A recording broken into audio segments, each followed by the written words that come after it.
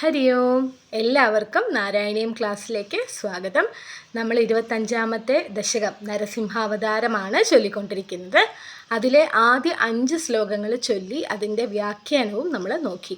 അപ്പോൾ നമുക്ക് ഇന്ന് അതിലെ ബാക്കിയുള്ള 5 ശ്ലോകങ്ങൾ ചൊല്ലി അതിൻ്റെ വ്യാഖ്യാനവും നോക്കാം. അപ്പോൾ ചൊല്ലി തുടങ്ങുകയാണ്. ഓം നമോ ഭഗവതേ വാസുദേവായ. ഓം ശ്രീകൃഷ്ണ പരമാത്മനേ നമഃ. ഓം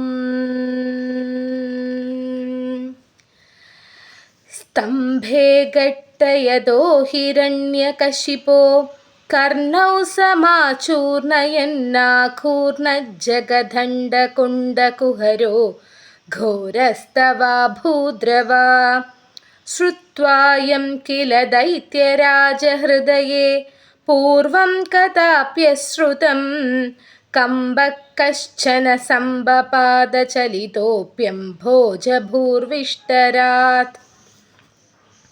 ദൈത്യേ ദിക്ഷു വിസൃഷ്ടചക്ഷുഷി മഹാസംരംഭിണീ സ്തംഭത സംഭൂതം ന മൃഗാത്മകം ന മനുജാകാരം വപുസ്തേ വിഭോ.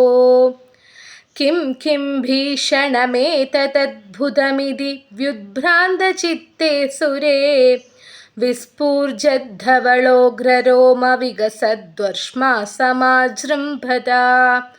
സർവത്ര ഗോവിന്ദനാമസങ്കീർത്തനം. ഗോവിന്ദ ഗോവിന്ദ. ദൈത്യേ ദിക്ഷു വിസൃഷ്ടചക്ഷുഷി മഹാസംരംഭിണീ സ്തംഭത സംഭൂതം ന മൃഗാത്മകം ന മനുജാകാരം വപുസ്തേ വിഭോ. കിം കിം ഭീഷണമേതദ്ഭുതമിതി വ്യുദ്ഭ്രാന്തചിത്തേ സുരേ വിസ്ഫൂർജദ്ധവളോഗ്രരോമവികസദ്വർഷ്മാ സമാജൃംഭതാ. തപ്തസ്വർണസവർണഘൂർണദതിരൂക്ഷാക്ഷം സടാകേസരപ്രോത്കമ്പപ്രനികുംബിതാംബരമഹോ ജീയാതവേദം വപൂ. വ്യാപ്തവ്യാപ്തമഹാധരീ സഖമുഖം ഗഡ്ഗോഗ്രവൽഘന്മഹാജിഹ്വാ നിർഘമദൃശ്യമാനസുമഹാദംഷ്ട്രായുഗോഡാമരം. ഉത്സർപ്പധ്വലിഭംഗഭീഷണഹനുഹ്രസ്വസ്തവീയസ്തരഗ്രീവം പീവരദോഷതോദ്ഗതനക ക്രൂരാംശുധൂരോൽഭണം. വ്യോമോല്ലംഘിഘനാഘനോപമഘനപ്രധ്വാനനിർധാവിത സ്പർദ്ധാലുപ്രഖരം നമാമി ഭവത സ്തന്നാരസിംഹം വപൂ. നൂനം വിഷ്ണുരയം നിഹന്യമുമിതി ഭ്രാമ്യദ്ഗദാഭീഷണം ദൈത്യേന്ദ്രം സമുപാദ്രവന്തമധൃതാ ദോർഭ്യാം പ്രദുഭ്യാമമും. വീരോ നിർഘളിതോധഖഡ്ഗബലകൗ ഗൃഹ്ണൻ വിചിത്രശ്രമാൻ വ്യാവൃണ്വൻ പുനരാപപാത ഭുവന ഗ്രാസോദ്യതം ത്വാമഹോ. ഇനി 6ാമത്തെ ശ്ലോകം ചൊല്ലാം. ഭ്രാമ്യന്തം ദിതിജാതമം പുനരപി പ്രോദ്ഗൃഹ്യ ദോർഭ്യാം ജവാത് ദ്വാരേ ദോരുയുഗേ നിപാത്യ നഖരാൻ വ്യുത്ഖായ വക്ഷോ ഭുവി. നിർഭിന്ദന്നധിഗർഭനിർഭരകളദ്രക്താംബുബദ്ധോത്സവം പായം പായമുദൈരയോ ബഹുജഗത് സംഹാരി സിംഹാരവാൻ. ഒന്നുകൂടി ചൊല്ലാം. ഭ്രാമ്യന്തം ദിതിജാതമം പുനരപി പ്രോദ്ഗൃഹ്യ ദോർഭ്യാം ജവാത് ദ്വാരേ ദോരുയുഗേ നിപാത്യ നഖരാൻ വ്യുത്ഖായ വക്ഷോ ഭുവി. നിർഭിന്ദന്നധിഗർഭനിർഭരകളദ്രക്താംബുബദ്ധോത്സവം പായം പായമുദൈരയോ ബഹുജഗത് സംഹാരി സിംഹാരവാൻ. 6ാമത്തെ ശ്ലോകത്തിൻ്റെ വ്യാഖ്യാനം പറയുന്നതിന് മുമ്പ് ആദ്യത്തെ 5 ശ്ലോകങ്ങളുടെ വ്യാഖ്യാനം ഒന്ന് ചുരുക്കി നോക്കാം. ആദ്യത്തെ 5 ശ്ലോകങ്ങളിലൂടെ ഭട്ടതിരിപ്പാട് ചെയ്യുന്നത്, ആദ്യത്തെ ശ്ലോകത്തിൽ തുടങ്ങുന്നത് തൂണിൽ പ്രഹരിക്കുമ്പോൾ ഉണ്ടാവുന്ന അതിഭയങ്കരമായിട്ടുള്ള കാതടപ്പിക്കുന്ന ശബ്ദം ഹിരണ്യകശിപുവിനെ ആശ്ചര്യപ്പെടുത്തുകയും ഒപ്പം ഭയപ്പെടുത്തുകയും ചെയ്തു എന്ന് പറഞ്ഞാണ് നമ്മൾ അവിടെ നിന്ന് തുടങ്ങുന്നത്. പിന്നീട് നരസിംഹത്തിൻ്റെ രൂപത്തെ വർണ്ണിക്കുകയാണ്. ആ തോളൊപ്പം നിൽക്കുന്ന ആ വെളുത്ത സട, സിംഹത്തിൻ്റെ സടയും ആകാശം മുട്ടെ നരസിംഹമൂർത്തി ഉയർന്നു വന്നതും, അങ്ങനെ ഭഗവാന്റെ കയ്യിലെ നഖങ്ങൾ, അതിൻ്റെ രശ്മി, അങ്ങനെ പറഞ്ഞ് ഭഗവാന്റെ രൂപത്തെ വർണ്ണിക്കുകയാണ് ചെയ്യുന്നത് 2, 3, 4 ശ്ലോകങ്ങളിലൂടെ. 5-ാമത്തെ ശ്ലോകത്തിൽ പറയുന്നത് ഹിരണ്യകശിപു തൻ്റെ സർവശക്തിയും എടുത്തുകൊണ്ട് നരസിംഹ അവതാരത്തെ ആക്രമിക്കാൻ വേണ്ടി തുനിയുകയാണ്. വിഫലമാണ് എല്ലാം. എങ്കിലും ആ അസുര രാജാവ് ധീരനാണ്, ക്രൂരനാണ്. ആ ക്രൂരതയും ധീരതയും ഒക്കെ കാണിച്ചുകൊണ്ട് നരസിംഹത്തിൻ്റെ നേർക്ക് അങ്ങോട്ട് പാഞ്ഞടുക്കുകയാണ്. അതാണ് 5-ാമത്തെ ശ്ലോകത്തിൽ നമ്മൾ ചൊല്ലിയത്. അപ്പോൾ 6-ാമത്തെ ശ്ലോകത്തിൻ്റെ വ്യാഖ്യാനം എന്താണെന്ന് വെച്ചാൽ, അങ്ങനെ പല യുദ്ധമുറകളും പയറ്റി കുതറിമാറി പോയിക്കൊണ്ടിരുന്ന ഹിരണ്യകശിപുവിനെ നരസിംഹമൂർത്തി തൻ്റെ കൈകൾക്കുള്ളിലാക്കി എന്നാണ് പറയുന്നത്. എന്നിട്ട് ഉമ്മറപ്പടിയിലിരുന്ന് തൻ്റെ മടിയിൽ കിടത്തി നഖങ്ങൾ കൊണ്ട് ആ മാറിങ്ങനെ പിളർന്നു. എന്നിട്ട് അതിൽ നിന്നും വരുന്ന ഒഴുകുന്ന ചോര മുഴുവനും നരസിംഹമൂർത്തി കുടിച്ചു എന്നുള്ളതാണ് പറയുന്നത്. അങ്ങനെ ഒഴുകി വരുന്ന രക്തം മുഴുവനും പാനം ചെയ്ത് ഈ ബ്രഹ്മാണ്ഡ കടാഹം മുഴുവനും വിറയ്ക്കത്തക്ക മാറ് അട്ടഹാസങ്ങൾ അനവധി പുറപ്പെടുവിച്ചു എന്നാണ് പറയുന്നത് അല്ലേ. ആ നരസിംഹമൂർത്തി എന്നുള്ളത് നമ്മുടെ വിഷ്ണു ഭഗവാന്, നാരായണന് പ്രഹ്ലാദനോടുള്ള വാത്സല്യം എത്രത്തോളം ഉണ്ടെന്ന് നമുക്കറിയാം അല്ലേ. അത്രയും നിഷ്കളങ്കനായിട്ടുള്ളൊരു ബാലനെ കൊല്ലാൻ തുനിഞ്ഞു നിൽക്കുന്ന ഒരാളെ അത്രയും ഭീകരമായിട്ടുള്ളൊരു അവസ്ഥയിൽ വന്നിട്ട് ആ വിജയഭേരി മുഴക്കിയാണ് നരസിംഹമൂർത്തി വധിക്കുന്നത്. അങ്ങനെ ഹിരണ്യകശിപുവിനെ വധിക്കുന്ന സമയത്ത് ബ്രഹ്മാവ് നൽകിയ വരങ്ങൾ ഒന്നും തന്നെ തെറ്റിക്കാതെയാണ് അല്ലേ. ബ്രഹ്മാവ് നൽകിയ വരം എന്ന് പറയുന്നത് മൃഗത്താലോ മനുഷ്യരാലോ ദേവനാലോ അസുരനാലോ ഭൂമിയിൽ വെച്ചോ ആകാശത്ത് വെച്ചോ അകത്ത് വെച്ചോ പുറത്ത് വെച്ചോ ഒന്നും താൻ വധിക്കപ്പെടരുത് എന്നായിരുന്നു ഹിരണ്യകശിപു വാങ്ങിയിട്ടുള്ള വരം. അപ്പോൾ ആ ബ്രഹ്മാവ് നൽകിയിട്ടുള്ള വരം ഒന്നും തെറ്റിക്കാതെയാണ് നരസിംഹമൂർത്തി ഹിരണ്യകശിപുവിനെ വധിച്ചത് അല്ലേ. അകത്തല്ല പുറത്തല്ല, ഉമ്മറപ്പടിയിലാണ്, മടിത്തട്ടിലാണ്, ആയുധങ്ങളൊന്നും ഉപയോഗിച്ചിട്ടില്ല അല്ലേ. നഖങ്ങൾ കൊണ്ടാണ് നരസിംഹമൂർത്തി വധിക്കുന്നത്. നരനുമല്ല മൃഗവുമല്ല അല്ലേ, മനുഷ്യനും അല്ല മൃഗവും അല്ലാത്ത നരസിംഹ രൂപത്തിൽ വന്നിട്ടാണ് വധിക്കുന്നത്. അങ്ങനെ ഹിരണ്യകശിപുവിൻ്റെ വധമാണ് 6-ാമത്തെ ശ്ലോകത്തിൽ വിവരിക്കുന്നത്. ഇനി നമുക്ക് 7-ാമത്തെ ശ്ലോകം ചൊല്ലാം. ത്യക്ത്വാ ഹതമാശുരക്തലഹരീ സിക്തോന്നമധ്വർഷ്മണീ പ്രത്യുത്പത്യ സമസ്ത്യ ദൈത്യപടലീം ചാഖ്യാധ്യമാനേ ത്വയി ഭ്രാമ്യദ്ഭൂമി വികമ്പിതാംബുദികുലം വ്യാലോലശൈലോത്കരം പ്രോത്സർപ്പത്കചരം ചരാചരമഹോ ദുസ്താമവസ്തം ദദൗ. ഒന്നുകൂടി ചൊല്ലാം. ത്യക്ത്വാ തം ഹതമാശുരക്തലഹരീ സിക്തോന്നമധ്വർഷ്മണീ പ്രത്യുത്പത്യ സമസ്ത്യ ദൈത്യപടലീം ചാഖ്യാധ്യമാനേ ത്വയി ഭ്രാമ്യദ്ഭൂമി വികമ്പിതാംബുദികുലം വ്യാലോലശൈലോത്കരം പ്രോത്സർപ്പത്കചരം ചരാചരമഹോ ദുസ്താമവസ്തം ദദൗ. അപ്പോൾ 7-ാമത്തെ ശ്ലോകത്തിൽ പറയുന്നത് രക്തപ്രവാഹത്തിൽ കുളിച്ച് നിൽക്കുകയാണ് അങ്ങനെ നരസിംഹമൂർത്തി. ആ നരസിംഹമൂർത്തി ഹിരണ്യകശിപുവിനെ ഉപേക്ഷിച്ചിട്ട് ബാക്കിയുള്ള അസുരഗണങ്ങളെ ഒക്കെ വധിക്കാൻ വേണ്ടി ഒരുങ്ങിയപ്പോൾ ഈ പ്രപഞ്ചമാകെ വിറകൊണ്ടു എന്നുള്ളതാണ് പറയുന്നത്.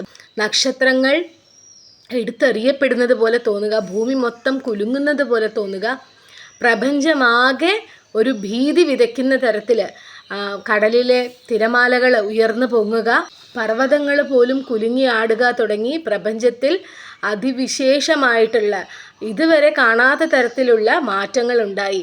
ആശ്ചര്യം തന്നെ അത് എന്ന് ഭട്ടതിരിപ്പാട് പറയുകയാണ്. അത്രയേ ഉള്ളൂ. 7ാമത്തെ ശ്ലോകത്തിൽ നരസിംഹമൂർത്തി ഇങ്ങനെ രക്തത്തിൽ കുളിച്ച് നിൽക്കുകയാണ് ഹിരണ്യകശിപുവിനെ വധിച്ചിട്ട്. ഇനി ബാക്കിയുള്ള അസുരജനങ്ങളെ ഒക്കെയും തീർത്തു കളയണം എന്നുള്ള തീരുമാനത്തോടു കൂടി അവർക്ക് നേരെ പോകാൻ ഒരുങ്ങിയപ്പോൾ തന്നെ പ്രപഞ്ചമാകെ മാറ്റൊലി ഉണ്ടായി എന്നുള്ളതാണ്. നരസിംഹമൂർത്തിയുടെ കോപത്തിൻ്റെയും പ്രഭാവത്തിൻ്റെയും പ്രതിഫലനം പ്രപഞ്ചത്തിലുണ്ടായി എന്നുള്ളതാണ് പറയുന്നത്. ഇത് ആശ്ചര്യം തന്നെ എന്ന് ഭട്ടതിരിപ്പാട് പറയുന്നു. ഇനി നമുക്ക് 8ാമത്തെ ശ്ലോകം ചൊല്ലാം. താവൻ മാംസവപാകരാളവപുഷം ഘോരാന്ദ്രമാലാധരം ത്വാം മധ്യേ സഭമിദ്ദരോഷമുഷിതം ദുർവാരഗുർവാരവം അഭ്യേതും ന ശശാക കോപി ഭുവനെ ദൂരെ സ്ഥിതാ ഭീരവ സർവേ ശർവവിരിഞ്ചവാസവമുഖ പ്രത്യേകമസ്തോഷത. ഒന്നുകൂടി ചൊല്ലാം. താവൻ മാംസവപാകരാളവപുഷം ഘോരാന്ദ്രമാലാധരം ത്വാം മധ്യേ സഭമിദ്ദരോഷമുഷിതം ദുർവാരഗുർവാരവം അഭ്യേതും ന ശശാക കോപി ഭുവനെ ദൂരെ സ്ഥിതാ ഭീരവ സർവേ ശർവവിരിഞ്ചവാസവമുഖ പ്രത്യേകമസ്തോഷത. 8ാമത്തെ ശ്ലോകത്തിൽ വിവരിക്കുന്നത് നരസിംഹമൂർത്തി ഈ അവതാരമെടുത്ത് ഹിരണ്യകശിപുവിനെ വധിക്കുന്ന സമയത്ത് അവിടെ എല്ലാവരും കൂടിയിരുന്നു. ശിവൻ, ബ്രഹ്മാവ്, ഇന്ദ്രൻ തുടങ്ങിയ എല്ലാ ദേവഗണങ്ങളും അവിടെ സന്നിഹിതരായിരുന്നു. അവരെല്ലാവരും തന്നെ നരസിംഹമൂർത്തിയുടെ ഈ ഒരു രൂപം കണ്ട് ഭയചകിതരായിട്ട് നിൽക്കുകയാണ്. നമ്മൾ പറഞ്ഞു നേരത്തെ തന്നെ ആകാശം വരെ മുട്ടി നിൽക്കുന്നതാണ്, ആകാശം ഭേദിക്കുമാറാണ് നരസിംഹമൂർത്തിയുടെ രൂപം നിൽക്കുന്നതെന്ന്. ഇപ്പോൾ ഹിരണ്യകശിപുവിനെ വധിച്ചു കഴിഞ്ഞപ്പോഴുള്ള നരസിംഹമൂർത്തിയുടെ രൂപമാണ് ഭട്ടതിരിപ്പാട് 8ാമത്തെ ശ്ലോകത്തിൽ പറയുന്നത്.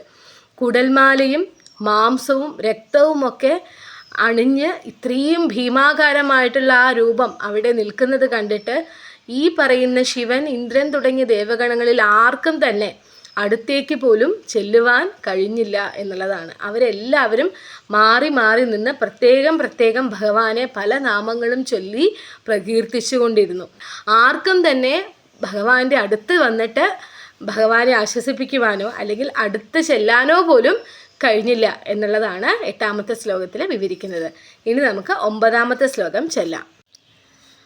ഭൂയോപ്യക്ഷതരോഷദാം നിഭവതി ബ്രഹ്മാജ്ഞയാ ബാലകേ പ്രഹ്ലാദേ പതയോർനമത്യപഭയേ കാരുണ്യഭാരാകുല ശാന്തസ്ത്വം കരമസ്യ മൂർധ്നി സമതാ സ്തോത്രൈരഥോദ്ഘായതസ്തസ്യാ കാമദിയോപി തേ നിതവരം ലോകായ ചാനുഗ്രഹം. ഒന്നുകൂടി ചൊല്ലാം. ഭൂയോപ്യക്ഷതരോഷദാം നിഭവതി ബ്രഹ്മാജ്ഞയാ ബാലകേ പ്രഹ്ലാദേ പതയോർനമത്യപഭയേ കാരുണ്യഭാരാകുല ശാന്തസ്ത്വം കരമസ്യ മൂർധ്നി സമതാ സ്തോത്രൈരഥോദ്ഘായതസ്തസ്യാ കാമദിയോപി തേ നിതവരം ലോകായ ചാനുഗ്രഹം. ബ്രഹ്മാവ് തുടങ്ങിയവർ ഒക്കെ മാറി മാറി നിന്ന് പ്രത്യേകം ഭജിച്ചിട്ടും ഭഗവാന്റെ കോപം ഒട്ടും തന്നെ തണുത്തില്ല എന്നുള്ളതാണ് പറയുന്നത്. അപ്പോൾ ബ്രഹ്മദേവൻ പ്രഹ്ലാദനെ ഉപദേശിച്ചു. അങ്ങനെ നിർഭയനും ബാലനുമായിട്ടുള്ള പ്രഹ്ലാദൻ ചെന്ന് നരസിംഹമൂർത്തിയുടെ കാൽക്കൽ നമസ്കരിച്ചു. പ്രഹ്ലാദൻ എന്ന് പറയുന്നത് ബാലനാണ്, നിഷ്കളങ്കനാണ്, മാത്രമല്ല നിർഭയനും കൂടിയാണ് അല്ലേ. എന്ത് തന്നെ വന്നാലും ഭഗവാൻ തൻ്റെ രക്ഷയ്ക്കായി എത്തുമെന്ന് ഉറച്ച വിശ്വാസത്തിലുള്ളൊരു കുട്ടിയായിരുന്നു പ്രഹ്ലാദൻ. പ്രഹ്ലാദനോടുള്ള വാത്സല്യം എത്ര കോപാവസ്ഥയിലാണെങ്കിലും ഭഗവാന്റെ മനസ്സിലുണ്ടാവും എന്നുള്ളത് ബ്രഹ്മദേവനും ഉറപ്പായിരുന്നിരിക്കണം. അപ്പോൾ അങ്ങനെ പ്രഹ്ലാദൻ ചെന്ന് കാൽക്കൽ നമസ്കരിച്ചപ്പോൾ ഭഗവാന്റെ കോപം തണുത്തു. ആ ബാലൻ്റെ നെറുകയിൽ കൈവച്ച് അനുഗ്രഹിക്കുകയും ചെയ്തു. പിന്നീട് നിഷ്കാമ ഭക്തനും സ്തോത്രങ്ങൾ പാടുന്നവനുമായിട്ടുള്ള പ്രഹ്ലാദന് വേണ്ട അഭീഷ്ടം നൽകി ഈ ലോകത്തെയും നരസിംഹമൂർത്തി അനുഗ്രഹിച്ചു എന്നുള്ളതാണ് ഈ 9ാമത്തെ ശ്ലോകത്തിൽ വിവരിക്കുന്നത്. അപ്പോൾ അതിൽ അത്രയേ ഉള്ളൂ. ശിവൻ, ഇന്ദ്രൻ, ബ്രഹ്മദേവൻ തുടങ്ങി വിഷ്ണു പാർഷദന്മാരും എല്ലാവരും ചേർന്ന് ഭഗവാനെ ഭജിച്ചിട്ട് പോലും ഭഗവാന്റെ കോപം ഒട്ടും തന്നെ തണുത്തില്ല. അപ്പോൾ ബ്രഹ്മദേവന്റെ ഉപദേശം സ്വീകരിച്ച് പ്രഹ്ലാദൻ ആ കാൽക്കൽ ചെന്ന് നമസ്കരിച്ചപ്പോൾ ഭഗവാന്റെ കോപം കുറഞ്ഞു. ഭഗവാൻ പ്രഹ്ലാദന്റെ തലയിൽ കൈവച്ച് അനുഗ്രഹിച്ചു. നിഷ്കാമ ഭക്തനും സ്തോത്രങ്ങൾ ചൊല്ലുന്നവനുമായിട്ടുള്ള പ്രഹ്ലാദന് അഭീഷ്ടങ്ങൾ നൽകി ഈ ലോകത്തെയും അനുഗ്രഹിച്ചു എന്നുള്ളതാണ് 9ാമത്തെ ശ്ലോകം. ഇനി നമുക്ക് ഈ ദശകത്തിലെ അവസാന ശ്ലോകമായിട്ടുള്ള 10ാമത്തെ ശ്ലോകം ചൊല്ലാം. ഏവം നാടിതരൗദ്രചേഷ്ടിത വിഭോ ശ്രീതാപനീയാഭിതശ്രുത്യന്തസ്ഫുടഗീത സർവമഹിമന്നത്യന്തശുദ്ധാകൃതേ തത്താദൃങ്നിഖിലോത്തരം പുനരഹോ കസ്ത്വാം പരോലംഘയേത് പ്രഹ്ലാദപ്രിയ ഹേ മരുത്പുരപതേ സർവാമയാത് പാഹി മാം. ഏവം നാടിതരൗദ്രചേഷ്ടിത വിഭോ ശ്രീതാപനീയാഭിതശ്രുത്യന്തസ്ഫുടഗീത സർവമഹിമന്നത്യന്തശുദ്ധാകൃതേ തത്താദൃങ്നിഖിലോത്തരം പുനരഹോ കസ്ത്വാം പരോലംഘയേത് പ്രഹ്ലാദപ്രിയ ഹേ മരുത്പുരപതേ സർവാമയാത് പാഹി മാം. 10ാമത്തെ ശ്ലോകത്തിൽ ഭട്ടതിരിപ്പാട് പറയുന്നുണ്ട്, ഇപ്രകാരം കോപം നടിച്ചവനുമെന്ന്. അതായത് ഒരിക്കലും ഭഗവാൻ ക്രൂര സ്വഭാവമുള്ള ഒരാളല്ല ഭഗവാൻ എന്ന് പറയുന്നത്. നമ്മൾ പറഞ്ഞിട്ടുണ്ട് ഇതിനു മുമ്പ്, സത്വരജോ തമോ ഗുണങ്ങളിൽ സത്വഗുണമുള്ള ആളാണ് വിഷ്ണു ഭഗവാൻ. അപ്പോൾ ആ വിഷ്ണു ഭഗവാന്റെ അവതാരം എന്ന് പറയുമ്പോൾ ആ അവതാരത്തിലും സത്വഗുണം ഉണ്ടായിരുന്നിരിക്കണം അല്ലേ? അപ്പോൾ ഒരിക്കലും ഈ ക്രൂരതയോ ശൗര്യതയോ ഒന്നും ഇവിടെ നരസിംഹമൂർത്തിക്ക് ഉണ്ടാവാൻ സാധ്യതയുള്ളതല്ല. അപ്പോൾ ഇവിടെ കോപം നടിച്ചതാണ് അല്ലെ? അവതാര ലക്ഷ്യം പൂർത്തിയാക്കണം. അപ്പോൾ തീർച്ചയായിട്ടും അതിന് വേണ്ടുന്നത് ചെയ്തേ പറ്റൂ. അപ്പോൾ ഇവിടെ അങ്ങനെയുള്ളൊരു ക്രൂരത അല്ലെങ്കിൽ കോപമൊക്കെ തന്നെ നരസിംഹമൂർത്തിയായിട്ടുള്ള ഭഗവാൻ നടിച്ചതാവാം എന്നുള്ളതാണ് പറയുന്നത്. അപ്പോൾ ഇവിടെ ഭട്ടതിരിപ്പാട് പറയുന്നത്, ഇപ്രകാരം കോപം നടിച്ചവനും സർവശക്തനും സർവവ്യാപിയും ശ്രീതാപനീയോപനിഷത്തിൽ പറയുന്ന എല്ലാ മാഹാത്മ്യങ്ങളും ഉള്ളവനും അത്യധികം പരിശുദ്ധിയുമുള്ളവനായ ഭഗവാനെ, അത്തരം മഹത്വാധിക്യമുള്ള ഭഗവാനെ ആർക്കാണ് ആക്രമിക്കാൻ കഴിയുന്നത് എന്നാണ് പറയുന്നത്. ഹിരണ്യകശിപു പോലും ഇവിടെ വേറൊരു തരത്തിൽ ഭഗവാന്റെ ഭക്തനാണ് എന്ന് സാരം. അങ്ങനെ ആർക്കും ഭഗവാനെ ആക്രമിക്കാൻ കഴിയുകയില്ല. അത്രയും മഹത്വാധിക്യമുള്ള ഭഗവാനെ ആക്രമിക്കാൻ ആർക്കാണ് കഴിയുന്നത്? അപ്പോൾ ഇവിടെ പറയുന്നുണ്ട് പ്രഹ്ലാദപ്രിയനായിട്ടുള്ള ഭഗവാനെ എന്ന്. അപ്പോൾ പ്രഹ്ലാദൻ്റെ ഏറ്റവും വലിയ ക്വാളിറ്റി എന്ന് പറയുന്നത് കറകളഞ്ഞ ഭക്തി അല്ലേ? നിഷ്കാമമായിട്ടുള്ള ഭക്തി. ഒന്നും നേടാനായിട്ടല്ല ഭഗവാനെ വിളിക്കുന്നത് പ്രഹ്ലാദൻ. തൻ്റെ മനസ്സിൽ അടിയുറച്ച വിശ്വാസമാണ്, തൂണിലും തുരുമ്പിലുമുണ്ട് എൻ്റെ ഭഗവാൻ തന്നെയാണ് എനിക്ക് ആശ്രയം, ആ ഭഗവാനിലേക്ക് തന്നെയാണ് ഞാൻ ചെന്ന് ചേരേണ്ടത് എന്നുള്ള ഉത്തമ ബോധ്യമുള്ള നിഷ്കാമ ഭക്തനാണ് പ്രഹ്ലാദൻ. അപ്പോൾ അങ്ങനെ ഉള്ള പ്രഹ്ലാദനെ ഭഗവാന് അത്യധികം ഇഷ്ടമാണ്. പ്രഹ്ലാദ പ്രിയനാണ് ഭഗവാൻ എന്നാണ് പറയുന്നത്. അപ്പോൾ ഇതിൽ നിന്ന് നമ്മൾ മനസ്സിലാക്കേണ്ടത് ഭക്തപ്രിയനാണ് ഭഗവാൻ, ഭക്തവത്സലനാണ് ഭഗവാൻ എന്നുള്ളതാണ് അല്ലേ? സ്വന്തം ഭക്തൻ്റെ ഒരു കാര്യം കഴിഞ്ഞിട്ടേ ഉള്ളൂ ഭഗവാന് വേറെ എന്തും. അപ്പോൾ അത്രത്തോളം ഭക്തവാത്സല്യമുള്ള ആളാണ് ഭഗവാൻ. അപ്പോൾ പ്രഹ്ലാദപ്രിയനായിട്ടുള്ള ഭഗവാനെ, ഗുരുവായൂരപ്പ അങ്ങ് എന്നെ എൻ്റെ എല്ലാ രോഗങ്ങളിൽ നിന്നും രക്ഷിച്ചാലും എന്ന് പറഞ്ഞുകൊണ്ടാണ് ഭട്ടതിരിപ്പാട് ഈ 25ാമത്തെ ദശകവും അതിലെ അവസാനത്തെ ശ്ലോകം 10ാമത്തെ ശ്ലോകവും അവസാനിപ്പിക്കുന്നത്. അപ്പോൾ നമുക്ക് ഇന്ന് ചൊല്ലിയ ശ്ലോകങ്ങളെല്ലാം ഒന്നുകൂടി ചൊല്ലാം. ഭ്രാമ്യന്തം ദിതിജാതമം പുനരപി പ്രോദ്ഗൃഹ്യ ദോർഭ്യാം ജവാത് ദ്വാരേ ദോരുയുഗേ നിപാത്യ നഖരാൻ വ്യുത്കായ വക്ഷോ ഭുവി നിർഭിന്ദന്നധിഗർഭനിർഭരകളദ്രക്താംബുബദ്ധോത്സവം പായം പായമുദൈരയോ ബഹുജഗത് സംഹാരി സിംഹാരവാൻ ത്യക്ത്വാ തം ഹതമാശുരക്തലഹരീ സിക്ത स्तोन्नमध्वर्ष्मणि प्रत्युत्पत्य समस्त्य दैत्यपटलीं चाख्याध्यमाने त्वयि भ्राम्यद्भूमिविकम्पिताम्बुदिकुलं व्यालोलशैलोत्करं प्रोत्सर्पत्कचरं चराचरमहो दुस्तामवस्थां ददौ तावन्मांसवपाकराळवपुषं घोरान्द्रमालादरं त्वां मध्ये सभमिद्धरोषमुषितं दुर्वारगुर्वारवम् अभ्येतुं न शशाक कोऽपि भुवने दूरे स्थिता भीरव सर्वे शर्वविरिञ्जवासवमुख प्रत्येकमस्तोषता भूयोऽप्यक्षतरोषधाम्नि भवति ब्रह्माज्ञया बालके प्रह्लादे पतयोर्नमत्यपभये कारुण्यभाराकुल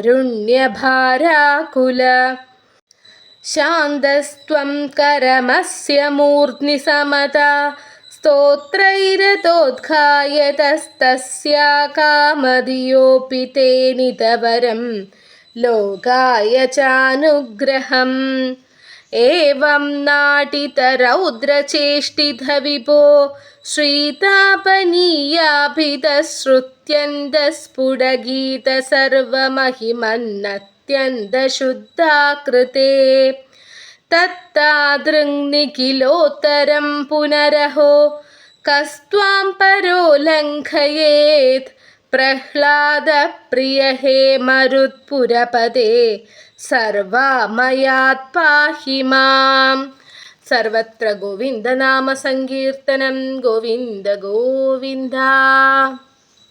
അപ്പോൾ അങ്ങനെ നമ്മൾ 25 ദശകം വരെ ഇവിടെ പൂർത്തിയാക്കിയിട്ടുണ്ട്. അപ്പോൾ 25ാമത്തെ ദശകത്തിൻ്റെ പാരായണം മാത്രമായിട്ടുള്ള വീഡിയോ ഞാൻ ഉടനെ തന്നെ അപ്ലോഡ് ചെയ്യാം. ഒപ്പം 16ാമത്തെ ദശകം തൊട്ട് 25ാമത്തെ ദശകം വരെയുള്ള ഒന്നിച്ചുള്ള പാരായണത്തിൻ്റെ വീഡിയോയും ഞാൻ അപ്ലോഡ് ചെയ്യാം. അപ്പോൾ എല്ലാവരും തീർച്ചയായിട്ടും വീഡിയോസൊക്കെ കാണുമെന്ന് പ്രതീക്ഷിക്കുന്നു. ഇതുപോലെ തന്നെ തുടർന്ന് നമുക്ക് എല്ലാവർക്കും ഗുരുവായൂരപ്പനെ വിളിച്ച് ഒന്നിച്ച് മുന്നോട്ട് പോവാം. ഈ വീഡിയോ ഉപകാരമാവും എന്ന് തോന്നുന്നവർക്ക് നിങ്ങൾ ഷെയർ ചെയ്തെത്തിക്കുക. അപ്പോൾ വീണ്ടും അടുത്ത വീഡിയോയുമായി 26ാമത്തെ ദശകവുമായിട്ട് ഉടൻ തന്നെ വരാം. ഹരിയോ.